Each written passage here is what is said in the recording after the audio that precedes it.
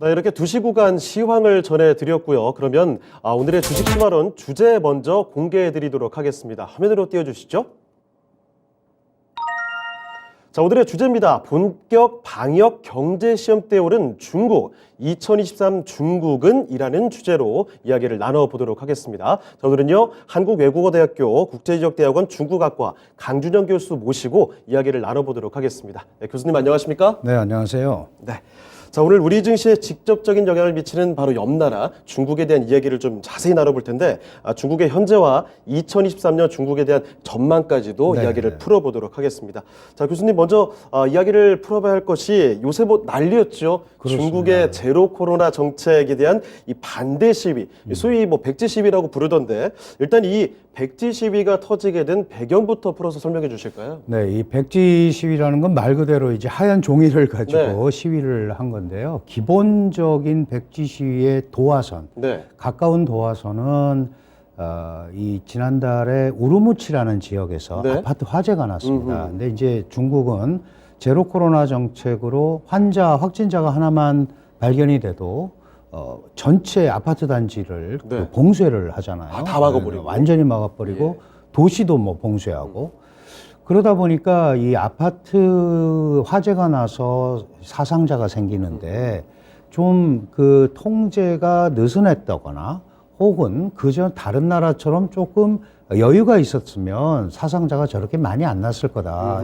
총 19명의 사상자가 났거든요. 10명이 사망하고 9명이 부상을 당했는데 이게 지나친 코로나 봉쇄 정책 때문에 그런 거다. 그 이거에 구조물 대해 때문에 갇혀 있었다 네. 이런 얘기 있었죠. 항의를 하기 시작을 한 겁니다. 이제 이게 우르무치 사람들이 모여 사는 상해에 동네가 하나 있어요. 네. 거기 사람들이 우리 동포들이 저기서 죽었다. 소수민족들이잖아요. 이러면서 이제 이게 확산이 된 겁니다. 그러니까 결국은 지나친 과도한 방역 때문에 이 소위 민생이 피폐하고 있다. 네. 뭐 예를 들어서 상식적으로 생각을 해보셔도 아시겠지만 이게 사람 한 명 나온다고 아파트 동 전체를 가두고 무슨 한 사람이 됐다고 그래서 뭐 5만 명 들어가는 체육관을 그냥 그 안에서 행사를 하다가 봉쇄해서 뭐 며칠 동안 가둬버리고 그런 일도 있었습니까?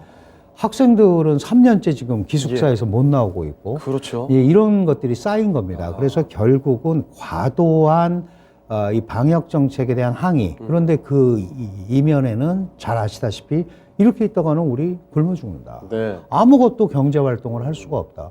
그리고 옆에 마트에 가려고 해도 PCR 증명서가 있어야 되고 그리고 아침 저녁으로 또 그거를 거의 하루에 2번 하는 경우도 많았거든요. 그게 3년 이어지면 네. 정말 우리도 해봐서 알겠습니다만은 그거 한 번 하는 것도 정말 힘들잖아요. 보통 아니죠. 그런데 모든 사람들이 아파트에 줄을 서서 그거를 통제를 하니까 이런 거로는 도저히 안 되겠다. 그런데 그 시위가 거기에 동조하던 젊은이들까지 나서게 된 거예요. 예. 전국 대학가 그다음에 한 10몇 개의 대도시들 이런 데 동시에 나오고 그래서 이 백지 시위가 왜 중요하냐 하면 과거에는 반정부, 반체제 이런 사람들이 많이 나왔단 말이에요. 네네, 그런데 그렇죠. 이번에는 일반 학생들, 일반인들이 나오게 되니까 네. 중국 당국이 이거 큰일 났다라고 생각을 한 거고 결국 백지라는 할 말은 많지만 네. 내가 이걸 잘못 쓰면 뭐 사진에 찍혀서 끌려갈 수도 있고 네. 그러니까 일종의 폐쇄된 억압된 언론 환경에 대한 항의 이런 것까지 더해지면서 나중에는 민주 자유를 찾고 예. 공산당 타도를 외치고 시진핑 물러나라 이렇게까지 나오게 된 겁니다. 그러니까 시작은 아주 단순해 보이지만 네. 사실 이 안에 품고 있는 뜻이 굉장히 컸다. 이게 백지 시위가 남긴 파장이라고 할 수 있을 것 같아요. 알겠습니다. 그 시위의 양상이 워낙에 또 지역도 다양하고 정말 많은 인구들이 시위에 나섰기 때문에 이 파장이 굉장했습니다. 특히나 위드 코로나가 아니라 제로 코로나 정책을 중국이 지금까지 3년째 고수를 해왔고 특히 이 시진핑 국가주석이 자랑을 해왔던 게 제로 그렇습니다. 코로나 정책 아닙니까? 그래서 사실 이 시위가 이게 시진핑이 과연 접을 수 있을까? 아마 보수적으로 대응하지 않을까라는 전망이 있었습니다만 소위 말해서 이 꼬리 내렸다라고 봐야 될까요? 맞습니다. 시진핑 네. 체제가 이렇게 반응을 하게 됐는데 그 정확히 시진핑이 이렇게 좀 유화적인 대처를 하게 된 그 이유를 어떻게 풀어볼까요? 뭐 지금 말씀을 해주셨습니다마는 이게 전 세계적으로 중국만 혼자 지금 위드 네. 코로나입니다. 뭐 네. 다른 데는 방법이 없어서 못하는 데도 있습니다마는 그리고 그 실제로 제로 코로나 정책이 상당한 성과를 거둔 것도 사실이에요. 네. 그런데 중간에 코로나가 이제 이 변이를 계속하면서 새롭게 바뀌었잖아요. 맞습니다. 오미크론으로도 가고 이럴 때 거기에 적절하게 대처를 해서 위드 코로나로 넘어갈 수 있는 이 찬스도 있었어요. 네. 그런데 잘 아시다시피 10월에 20차 당대회가 있었고 20차 당대회가 바로 시진핑의 3년임에 아주 핵심적인 이 흐름을 가지고 가는 거였기 때문에 안정된 사회가 더 중요했습니다.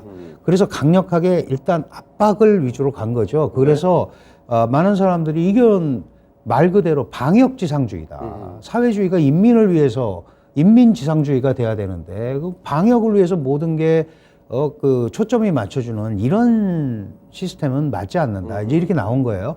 거기에 결정적으로 정치적 구호가 흘러나오고 그러니까 중국은 아픈 역사가 있습니다. 이 천안문 사태라든가 그렇죠. 이런 걸 생각을 해보면 이걸 그냥 놔두면 그렇게 갈 수도 있겠다라는 약간의 이제 최악의 사태가 예, 될 수도 있다. 두려움이 좀 있었겠죠. 물론 천안문 사태하고는 다릅니다. 천안문 네. 사태 당시에는 당내의 계파들, 파벌들 간의 다툼이 있었고 그래서 그게 4월 5일 날 시작해서 6월 4일 날 끝나기 때문에 상당히 장기간 지속이 됐던 거죠. 근데 이걸 미연에 이건 뭔가 지금 이 항의하는 사람들의 요구가 지나친 봉쇄 정책에 대한 반발이니까 그걸 조금 완화시켜 줘야겠다라는 네. 생각을 했던 거고 그거는 이제 사실 중국 입장에서는 지금 말씀하신 대로 시진핑의 업적 가운데 하나였는데 그걸 네. 그냥 풀기는 어렵습니다. 그렇죠. 그래서 일부 다른 국가들이 위드 코로나로 진입하는 그런 형태의 어떤 흐름들을 가지고 간 거죠. 그래서 PCR 증명서가 더 이상 필요 없다. 격리도 줄이겠다. 네.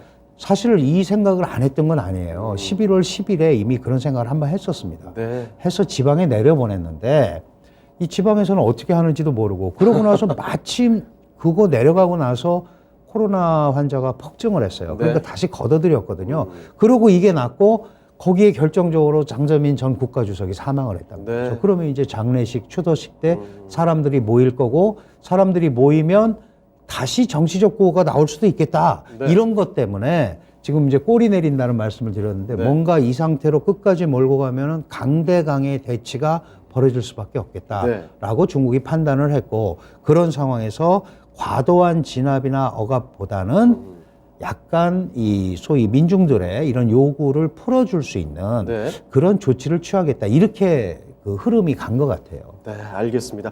제로 코로나 정책의 과도성에 대해서 일부 시진핑 국가주석이 인정을 하게 됐고, 그래서 위드 코로나 제로 코로나 정책에 반대되는 시위에 대해서 약간 좀 접어두는 선택을 했던 게 아닌가 생각이 됩니다. 자, 그런데 여기서 재밌는 건 사실 그 요즘에도 우리가 MZ 세대 네, 이야기를 네, 네. 좀 많이 하는데요. 중국의 MZ 세대의 경우에는 그동안 시진핑의 뼈대부터 시진핑 체제였다고 할까요? 그렇죠. 그래서 많이 옹호했던 것으로 알고 있는데 이쪽에서 좀 변화가 있다고요? 그렇습니다. 네. 그 사실 이번 시위 파장 중에 장기적으로 네. 이제 시진핑 체제가 가장 걱정해야 될 대목이 바로 이 대목인데요. 예.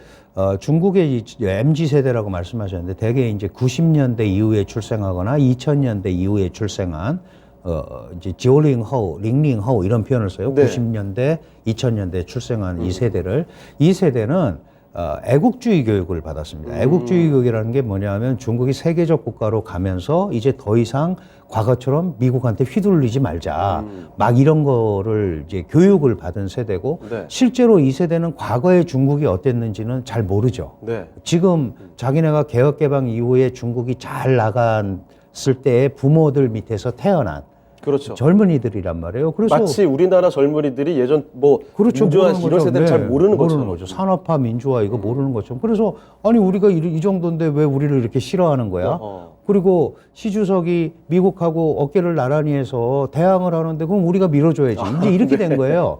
그래서 이런 특히 젊은 10대 후반 이런 친구들이 굉장히 많습니다. 근데 문제는 이런 친구들이 이번에 길거리로 나섰다는 거예요. 아, 내가 밀었는데 그 친구들이 이제 대학을 가고 그러지 네. 않았습니까? 밀었는데 이렇게 몇 년간 갇혀 있고 청년 실업률도 되게 높고 그래서 거의 맹목에 가까울 만큼 시 주석의 정책을 찬성을 했었어요. 그런데 지금 보니까 다른 나라들은 이런 거 안 하죠. 그 뭐 월드컵 얘기도 많이 나옵니다만은 네. 마스크 하나도 안 쓰고 있고 원래 중국 사람들도 다 알죠. 뭐냐면 EPL도 보고 뭐 세리아 A 그 이탈리 리그도 보고 네. 그다음 미국 NBA 뭐 MLB 다 봅니다. 네. 그럼 거기 마스크 쓰고 있는 사람 없잖아요. 알고 있었는데 그걸 억지로 가리려고 한다. 그럼 이게 뭔가 잘못된 거 아니냐? 그리고 여기서 또 비교가 되게 그렇죠. 되는 거죠. 그래서 이 자체의 문제도 중요하지만 결국은 지금까지 가장 시진핑 체제를 후원해 왔던 이 세대가 이제는 시 주석 체제가 잘못되면 시진핑 체제가 잘못되면 내가 감시자가 될 수도 있다라는 메시지를 보낸 겁니다. 그러면 결국은 가장 자기의 중요한 그 소위 지원 그룹이 네. 균열이 날 수 있다는 거 아니겠어요? 그렇다면 이제 이 부분을 어떻게든지 해소를 해주지 않으면 이게 앞으로 시진핑 3기 체제든 뭐든 계속해서 중국의 아킬레스건이 될 수 있다. 이런 차원에서 이번에 이 젊은 세대의 이 소위 시위 참여 그리고 그들의 요구 이런 것들이 다른 때와는 좀 다른 의미를 갖는 것 같습니다. 알겠습니다.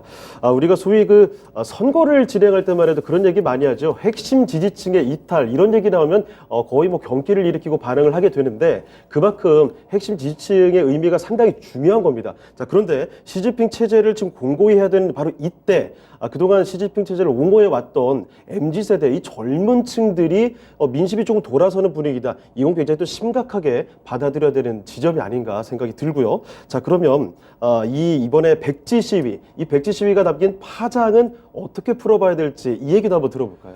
네, 가장 핵심적인 거는 이제 중국도 이 부분이 당 내부에서 네. 상당히 문제가 있었어요. 과연 이런 제로 코로나를 가지고 정말 제로 코로나라는 게 말 그대로 코로나 환자가 하나도 없는 거잖아요. 아무 데도 시도를 하지 않습니다. 네. 그런데 중국만 하는 거예요. 그 중국이 이거를 계속 밀어붙이는 이유는 사실은 지방 의료 체계가 거의 붕괴가 돼 있고 네. 거기에다가 백신 접종률도 낮고 그러니까 이거를 막는 게 일단은 풀어놓는 것보다 훨씬 좋다라고 생각을 했던 거거든요. 그리고 더 본질적인 문제는 결국 이런 그 백성들, 인민들의 불만이 어디서 나왔냐를 자세히 보면 민생 문제가 해결되지 않은 거예요. 민생 문제. 민생 문제. 먹고 사는 문제가 너무 힘들어진 거죠. 봉쇄를 하니까 물류의 이동도 없죠. 내수는 죽지요. 그다음에 겁나니까 돈도 못 씁니다. 돈을 네. 갖고 있으려고 하잖아요. 그리고 음식 공급도 제대로 못 받고 뭐 우리가 공급망 얘기하면서 주로 뭐 원부자재 이런 얘기하지만 사실은 음식물조차도 마트에 제대로 안 들어오는 거예요. 네. 이 물류 봉쇄 때문에. 네. 그렇다면 결국 우리를 이렇게 가만히 앉아서 죽으라는 얘기밖에 더 되냐. 이제 이런 생각을 하는 거죠. 네. 그래서 결국 이번 시위 사태는 과도한 코로나도 있지만 민생 경제, 특히 경제 회복이 되지 않으면 안 된다라는 예. 그런 아주 강력한 메시지를 중국 정부에 준 겁니다. 그 위드 코로나를 할 수밖에 없는 이유도 지금 상태로서는 경제 회복이라든가 소생이라는 게 어렵기 때문에 네. 어떤 형태로든 간에 이런 물꼬를 조금 완화해서 이 경기를 돌리려는 이런 것들이 굉장히 네. 크게 거기 들어있는 거고요. 또 하나 핵심적인 문제는 금방 말씀하셨지만 이제 앞으로 중국이 세계적 국가로 움직이려면 네. 지금 국제사회가 그 중국이 그런 빌미를 준 것도 있어요. 공급망을 중국을 배제한 공급망을 짜려고 하잖아요. 네, 맞습니다. 그건 왜 그러느냐? 환자 나왔다고 봉쇄를 해버리니까 중국산 제품이나 부품이 없으면 그 다음 단계의 산업이 가치 사슬이 안 이루어진단 말이죠. 그렇습니다. 그런데 막아버리고 우리는 제로 코로나 하려고 못하겠어. 그러니까 전 세계 물류에 차질이 온 거예요. 공급망에. 그래서 이 찬스를 바이든이 잘 살린 거죠. 미국이. 그래서 중국은 빼고 해야겠다. 믿을 네. 수 없는 대상이다. 그러니까 중국하고 러시아는 다릅니다. 러시아는 국제 공급망에 깊숙이 관여해 있지 않기 때문에 지하 자원만 팔고도 살 수 있는데 네. 중국은 이미 글로벌 밸류 체인에 완전히 노출이 돼 있거든요. 예.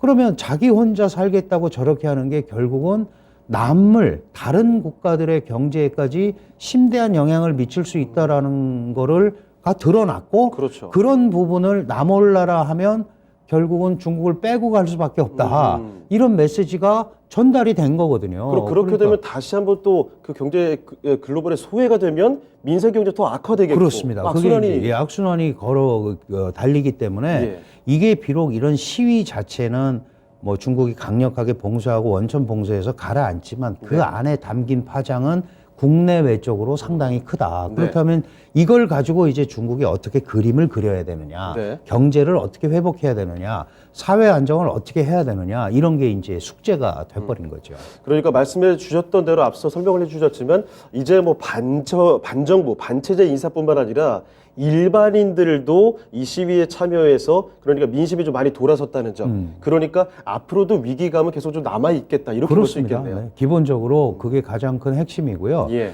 물론 이제 이런 그 시위를 하거나 이런 걸 바라보는 중국 사람들이 모두 다 여기를 찬성하는 건 아닙니다. 네. 이게 보시면 아시지만 예를 들어서 우리 한국에도 이 유학생들 시위가 있었어요. 네. 그 이제 반 시진핑 시위 같은 거. 그랬을 때 일부는 또 우리나라 정부가 잘못한 게 뭐 있냐라고 얘기하는 유학생들도 있어요. 네. 그러니까 이게 100%는 아니지만 과거보다는 훨씬 더 광범위하게 이런 그 지금 현재의 시진핑의 정책에 대한 네. 반발이 들어 있었다라는 거가 나타나 있는 거죠. 알겠습니다.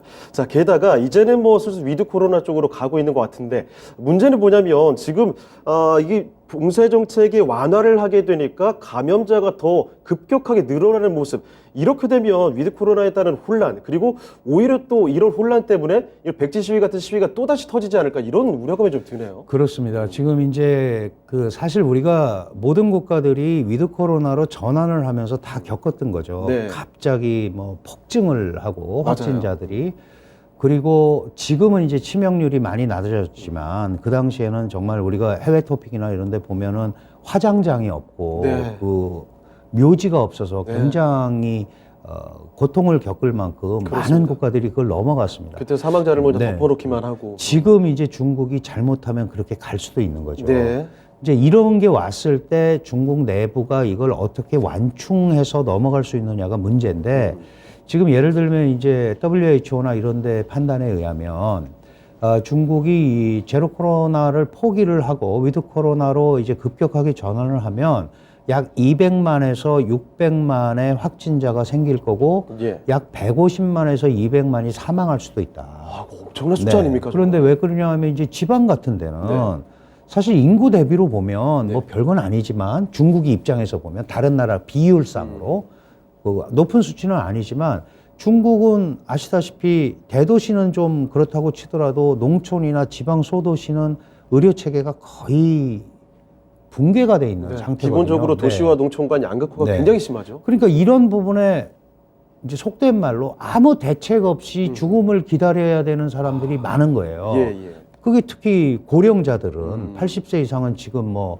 백신 접종률이 20-30%대다 네. 이렇게 얘기를 하고 3차 백신까지 맞은 전 사람들도 뭐 50%도 안 된다 이런 얘기가 있잖아요. 그 두 가지 경우가 있는 거예요. 그 중국이 백신을 2개나 개발해가지고 시노팜, 시노백 이렇게 네. 2개를 개발해서 한때 우리가 개발도상국에다 공급하겠다. 미국은 자기네 맞추려고 그러는데 우리는 주겠다 이러고서 많이 공급을 했습니다. 그 백신 외교라는 이름까지 나왔었잖아요. 그런데 효과가 별로 안 좋은 거예요. 이게 코로나 바이러스가 변이를 계속하면서 잘 말을 안 듣는 거죠. 그러니까 중국 사람들도 안 맞는 거예요. 네. 안 맞으니까 지금까지 나와 있는 코로나 퇴치법의 가장 좋은 방법은 그래도 백신을 맞아서 면역력을 키워서 치명률을 떨어뜨리는 거거든요. 그렇다면 이 부분을 겪어야 됩니다. 이 부분을 얼마나 국민들을 설득을 하면서 넘어가느냐에 따라서 이게 시위로 갈지 네. 아니면 우리 정부도 노력한다 이런 게 보여질지 그게 이제 기로에 서 있는 그런 상황이고 중국은 이런 게 있을 때마다 이걸 돌파하는 방법이 여러 가지가 있지만 지금 1차적으로 꺼낸 거는 결국은 경제 활성화다. 네. 이렇게 볼 수밖에 없습니다. 왜냐하면 갑자기 의료 체계를 개혁을 하고 네. 의료가 되지를 않거든요. 당장 안 되죠. 네. 그게. 지금 뭐 병상도 없고 네. 결국 그렇기 때문에 막았던 겁니다. 아. 연 320조 정도 대도시 방역에 돈이 들어갑니다. 네. 320조, 우리나라 예산이 600조잖아요. 그러니까요. 중국 내부에서 무슨 얘기가 나오냐면 320조 가지고 백신 사서 맞춰라. 아니잖아 이런 거 맞춰. 그건 중국의 자존심이 허락을 하지 않는 거예요. 의대생들은 그거 안 하고 네. 치료만 하라고 그러면 우리 지금 아무것도 안 돼 있는데 이게 치료가 되겠냐. 그러니까 엇박자가 나는 거죠. 네. 위에서는 풀으라고 그러는데 밑에서는 풀기가 풀으면 이거 난리 지방 날 정부가 뻔히. 다 덮었어야 되는 상황이 예. 되고 이런 엇박자를 과연 이걸 어떻게 넘어가야 되느냐. 이 부분이 지금 이제 특히 겨울에 더 심해진다고 하는데 지금 막 폭증이 되잖아요. 네. 그러니까 이 부분을 어떻게 설득을 하면서 넘어가느냐가 굉장히 중요할 것 같아요. 알겠습니다. 그리고 중요한 건 또 앞서 간단히 또 언급을 해봤지만 시진핑 사면임에 이제 스타트 라인에 서 있습니다. 출범 2달밖에 되지 않았거든요. 뭐 어느 나라 정권에서도 마찬가지겠지만 정권 초기에 꽉 잡고 있어도 민심을 그래도 후반에 흔들리는 게 보통의 그런 흐름인데 지금 벌써부터 이렇게 초반부터 흔들리게 되니까 과연 이게 버틸 수 있을까라는 우려감도 들긴 합니다. 자, 그러면 시진핑 3기 체제 이 반정부 정서가 더 심화되지 않을까 생각이 되는데요. 그렇습니다. 이제 반정부 정서의 심화의 포인트가 어디에 있느냐 이제 네. 이걸 봐야 되는데 지금 일단은 급한 불은 끈 거예요. 네. 과도한 코로나 방역 정책에 대해서 중국 정부가 나름대로 위드 코로나로 들어가는 그런 어떤 흐름을 가지고 갔기 때문에 그거는 막았는데 그럼에도 불구하고 계속해서 확진자가 늘어나고 사망자가 나오고 사회가 어지러워지면 네. 이거는 정부 뭐 했냐라는 얘기가 또 나오게 돼 있습니다. 네. 이거는 미국도 그랬고요. 네. 대한민국도 그랬습니다. 이 방역을 위해서 너무 과도하게 하는 거 아니냐. 중국은 그걸 포기하기가 지금 굉장히 어렵거든요. 예. 그런데 문제는 지금 내가 잘 이렇게 해왔고 미국하고도 잘 싸우고 있고 미국이 그렇게 압박을 하는데도 잘 버텨오지 않았느냐. 이거가 시진핑 체제, 2기 체제의 가장 큰 업적임이라면 업적이었단 말이죠. 네. 전 세계가 어려운 가운데. 그리고 막 첫 해에는 유일하게 플러스 성장을 했고. 그러니까요.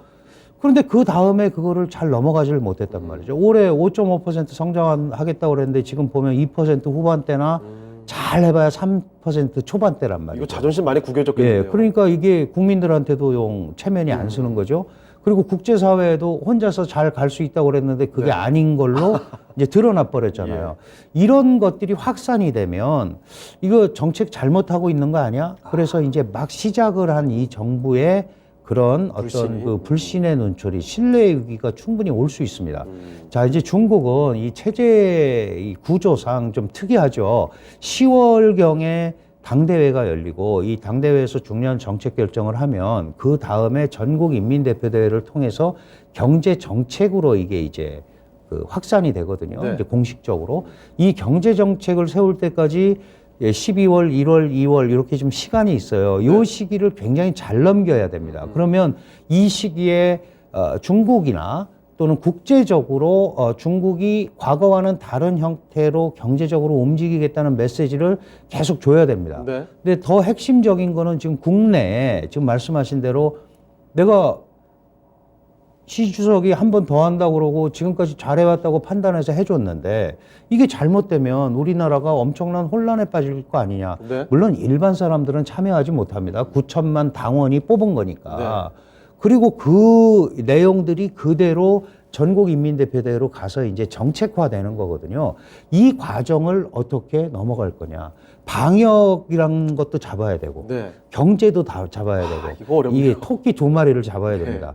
그러면 일정 부분은 어느 정도의 희생을 감수하면서 넘어갈 수 있어야 되는데 중국은 지금까지 그렇게 해오지를 않았단 말이에요. 지금까지 잘했다라는 거가 자신들의 이 소위 트레이드 마크였는데 네. 그거를 지금 지나고 보니까 잘못했어라고 얘기하기가 너무 어려운 거예요. 그렇습니다. 그러면 상대적으로 그 얘기를 안 하는 대신에 경제적인 부분을 어떻게 하면 파이를 더 키워서 소위 그 경제로 흐름을 만들 건가? 네. 이거가 지금 이제 겨울의 핵심이 아닌가 네. 이렇게 볼 수 있어요. 알겠습니다.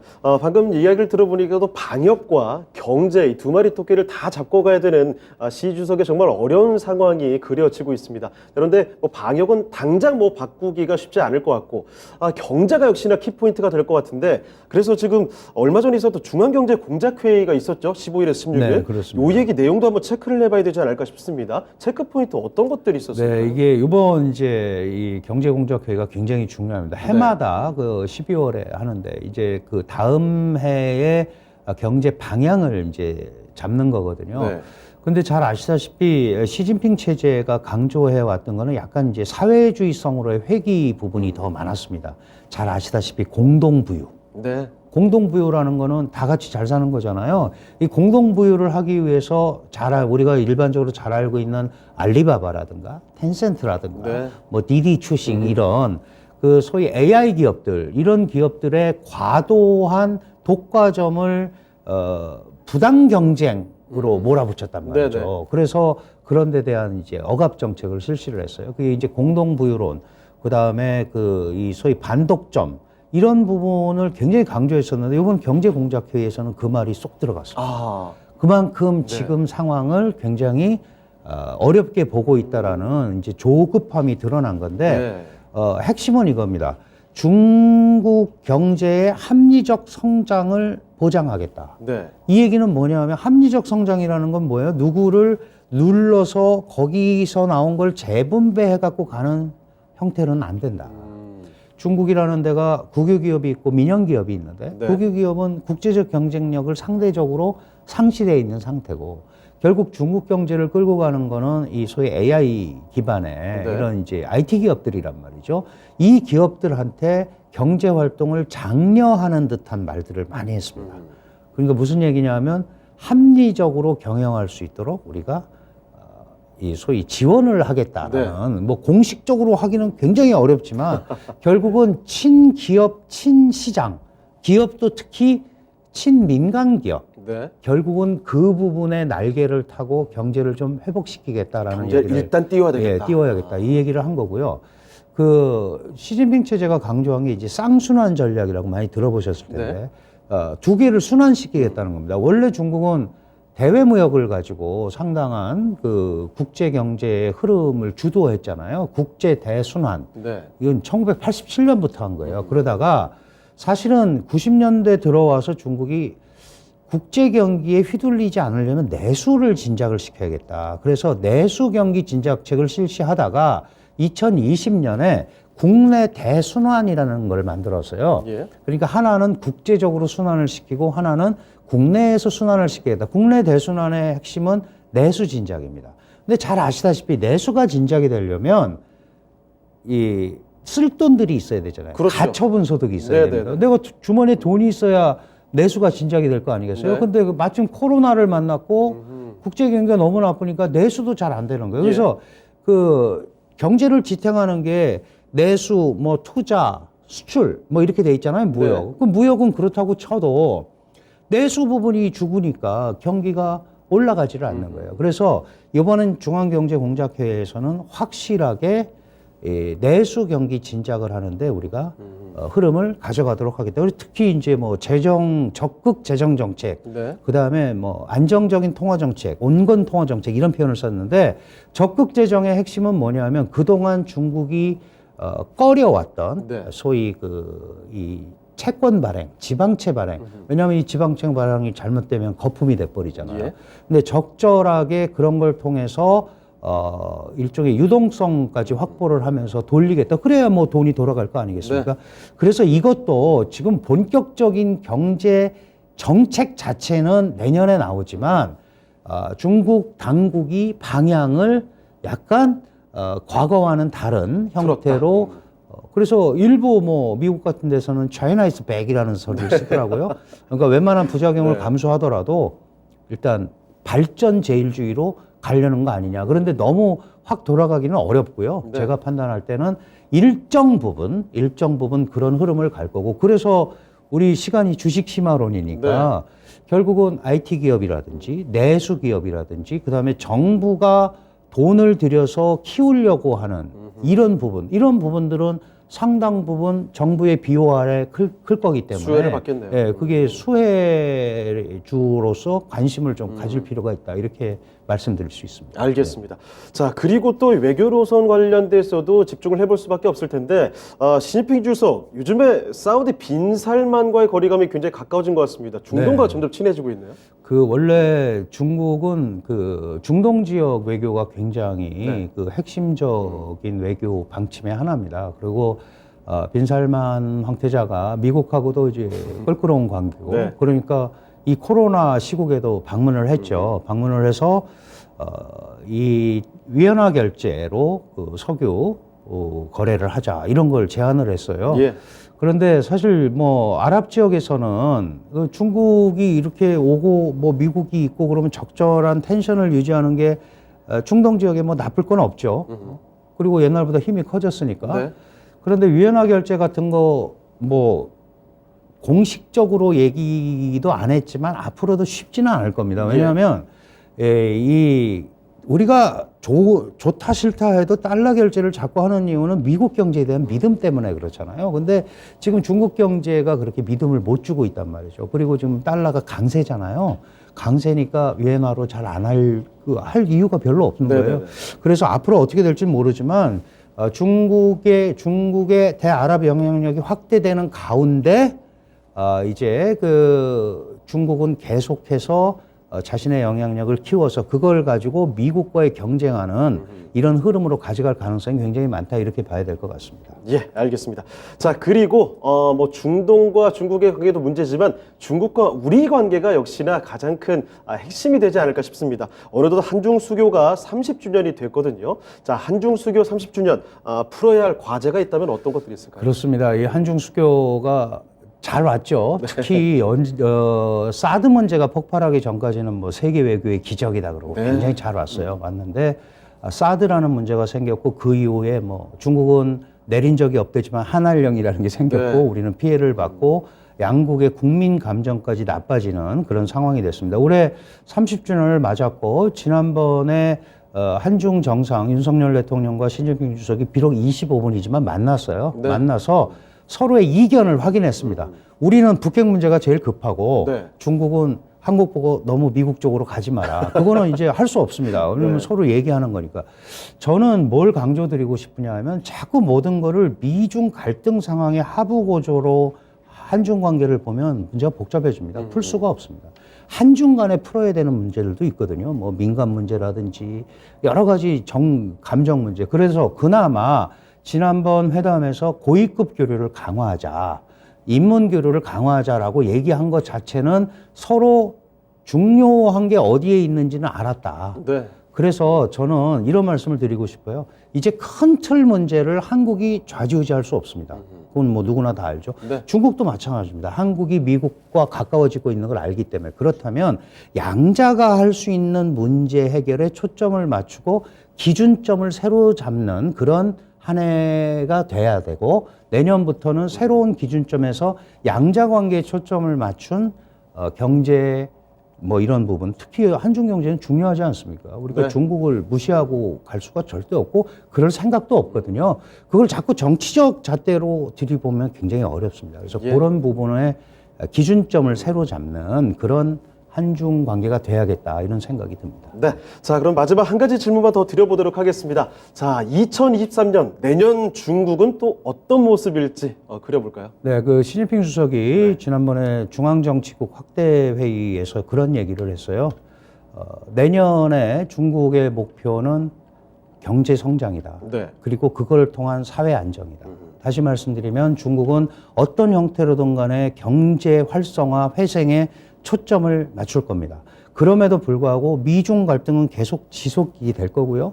북한의 핵 위협도 계속 지속이 될 거예요. 그러면 네. 결국은 중국은 북한을 계속 지원할 거고 뭐 건설적 역할을 할 거라 그러고 우리는 계속해서 그 부분에 대해서 중국과의 소통이 강화될 수밖에 없죠. 그러나 이제 중국 자체로 보면 기본적으로 내년은 민생 경제 회복에 초점을 맞추는 한 해가 될 거고 그 부분에서 한국의 경제적 공간도 과거보다는 지난 몇 년보다는 생길 가능성이 있으니까 중국 정부의 정책을 잘 주시하면서 그런 쪽에 초점을 맞추면 지난 몇 년간보다는 조금 공간이 더 생길 수도 있다, 경제적으로. 이렇게 봐야 될 것 같습니다. 알겠습니다. 네, 지금까지 한국외국어대학교 국제지역대학원의 강준영 교수 모시고 이야기 나눠봤습니다. 네, 교수님 오늘 말씀 고맙습니다. 네, 감사합니다.